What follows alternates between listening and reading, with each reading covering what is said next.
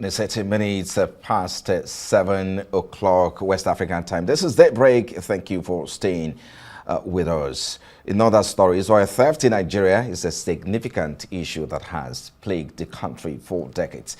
It involves the illegal appropriation of crude or refined oil products from pipelines and other oil infrastructure.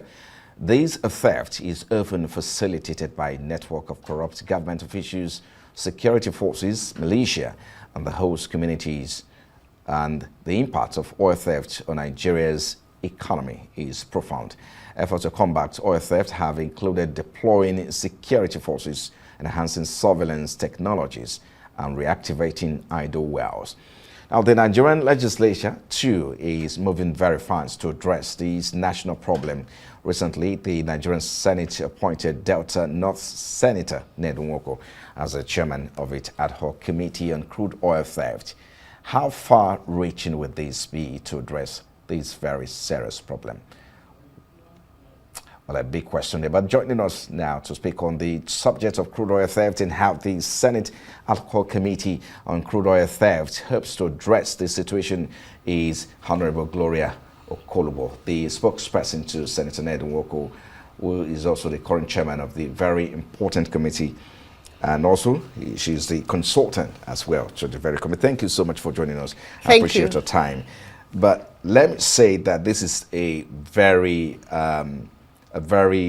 bold step, that we now have someone in that position to man that office to address this. But before I get to the role of the community and the expectation, that is what is expected of the community, let's talk about how deep do you think the challenge of oil theft is in Nigeria, and why has it remained so difficult to tackle despite numerous attempts by the government to address the challenge?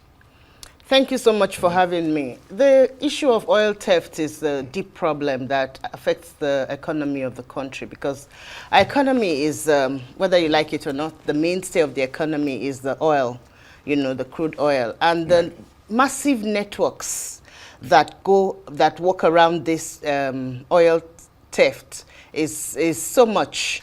You track the routes from the international people who buy the stolen crude, the legal markets for this stolen crude when they go across the sea in the ships. And then you come down to the collaborations between the security networks and everything that you have, and then at the community level, the small fries, the artisanal miners. So it's a multifaceted challenge. And whether you like it or not, if you look at research, this is not the first time there's an ad hoc committee.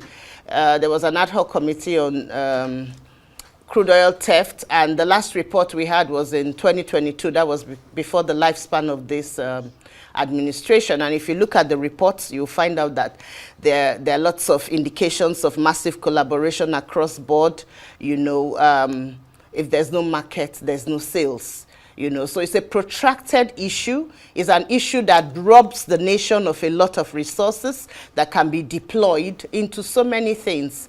As an oil-producing nation, even if we're not subsidizing petroleum, we could subsidize education. We should subsidize healthcare. Right. We should subsidize a lot of things and make a livelihood easier for our people.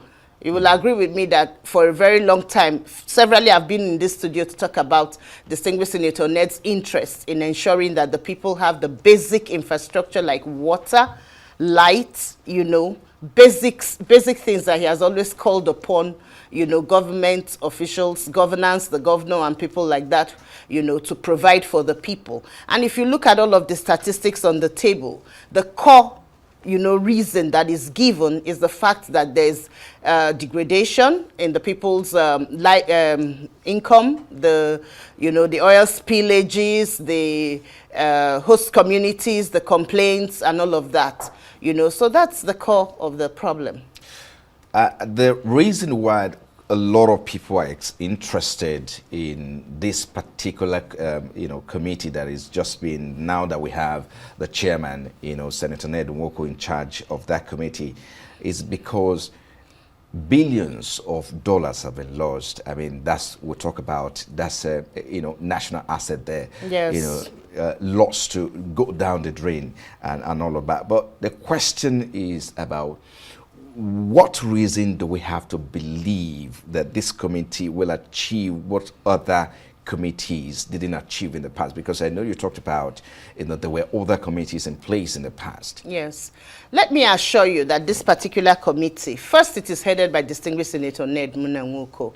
We know how resilient he is about and passionate he is about things that have to do with making a difference, with the livelihood of the people and making a difference. If you look at the kind of bills that he has sent to the Senate, he has what I call a core cluster of economic bills, where he directly presents bills that have to do with shoring up the economy, increasing the revenue of the economy, making our naira work and things like that. So the fact that he is the chairman of this committee, and he's not alone, he has all the other senators who are from the oil producing states in this committee, and they had an inaugural meeting, a very, very landmark inaugural meeting where it was like a roll call of the Niger Delta stakeholders. You had people from the HostCom, the militia, those who enjoyed amnesty, and they were able to sift through this team of people to, to pick an integral team that they call the Senate Surveillance Team on Crude Oil Theft. It's called SST Court. And now, as we speak, they have started working. Half of their work is actually going to be covert, and then the strategic plan this time around is actually different. And as we speak, there are lots of areas where there's a lot of sabotage going on that had not been happening. You'll be surprised the magnitude. Like in my state, there are lots of people that are being protected, and statistics is coming out, from these covert activities that can help to check this issue on board. The senators agree that they are not after the small, although there's going to be a major part of this is to drive behavioral change. Because if you look at the skylines in Port Harcourt, because of the small artisanal mining going on, there's increased environmental pollution. So if you're complaining that you have oil spillage, and then you're also making sure that your people, are plagued with environmental issues, you're not helping the matter. And so the artisanal miners will be taken care of, in the sense that different ideas are on board on how to ensure that we integrate these artisanal miners into the holistic oil and gas economy, find ways of maybe propose to the government to see if they can get subsidized crude oil, and proper, organizing of these people to ensure that they come into the economy in a proper way and stop doing all of these crude practices. Because they're going to have to stop. This committee is not going to play with it, but they're not coming after them to burn stuff the way we are seeing. There's going to be a lot of collaboration with the multilaterals, the IOCs, the customs, the immigration across the borders, the Interpol. You'll be surprised how much information we're already getting, Right. So there's a lot of collaboration along the line. There's a lot of information that the committee has, and a different approach for results. I'm talking about, because this is going to be a tall order, you have to work to buy the cooperation of every stakeholder in that region and those who are involved. I mean, you talked about the fact that there's a lot of information. Perhaps you may want to talk to us about what the committee has found out to be the most challenging when it comes to dealing with this, challenge of or combating oil theft in Nigeria. What have they? And then, secondly, I will also ask if they have had their first meeting yet. Yes, they have had an inaugural meeting, like I just said, and they actually put in place what we call the SST court. They actually moved a motion to appoint state representatives, and then they also have deputies. So those appointments have been made. They will be presenting them to the press in their states. Great. And you know that the issue of oil theft is also very sensitive. So their security is also a concern. So there might not be too much noise about it, but the work has already commenced, like I told you. And now I can't also sit and tell you every detail about the work, because you know how sensitive it is. But the truth is that the there's a gap between proper collaboration. We have a lot more surveillance. I sent in a clip that we had been looking at. If you go to NMPCL, there's a lot of monitoring and surveillance. You can see in real time. We now have equipment that we can see in real time these things going on, these activities going on. And so if we can monitor them in real time and we have access to them and we see these activities going on, so what stops checking them? It is the political will. And now we have the political will and we have the right people who are approaching it the right way. So we'll be keeping Nigerians updated. We would want to advise most of those in the artisanal mining industry, so to speak, to get ready to reform their practices, to get ready to have behavioral change for their own good. Right. You know, we can't continue in that way. And then the big players Right. should know that we're coming for them, because this is the oversight of the surveillance. You have a lot of surveillance going on at the executive level already. So you know that the legislator is the oversight, they have oversight functions. And so they should get ready because they're coming for the big players. I know there are allegations of complexity from government officials, security agencies, and even, you know, from within the local or the host communities as well. But the big question is how, you know, does the committee plan to address the alleged involvement, you know, of security forces and insiders' activity as well? Well, just like in anything, like the issues we have in the country, we have the issues with kidnapping, we have, most of these things don't happen without information. And most of these things, yes, there's speculation of internal sabotage. But you see, that is the essence of democracy and building institutions. And that is why the ad hoc committee, this SST court, is crucial and pivotal to finding a solution, because you now have a surveillance of those who are doing surveillance. So you already have some people who are on surveillance, who are ensuring that the pipelines are not being busted and all that. But we are still seeing all of these things happen. And so you now have another group of people who are now coming in to say, okay, we want to see what is going on. And we're working with people who are from the grassroots. There's a task force working with the representatives, and all of them are from host communities. They're community people. They are from the grassroots. Every state has sons from those communities.